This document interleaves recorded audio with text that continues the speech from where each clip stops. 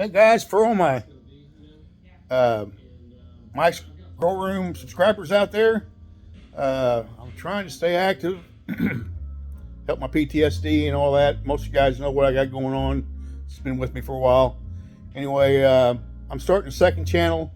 You may or may not know, but I was, among other things, I was a paramedic and did a lot of other things, but also I was a contractor for about 45 years and built custom homes.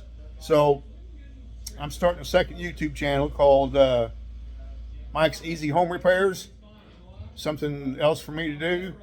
I just put my first video out. So if any of you guys on my current channel of Mike's Grow Room are interested in any type of home repairs or such, I'll put a link here, and I would appreciate it if you would go to the channel and subscribe. I just started this channel like 15 minutes ago, uploaded the first little video.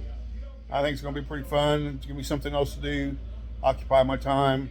I just got through painting my living room, remodeling the house. As you see in my background, that's all new. Just got through cutting in. As a matter of fact, my video was on how to cut in the walls without using a ladder. And don't even have to move the furniture. So check it out. Guys, thanks a lot. Appreciate it.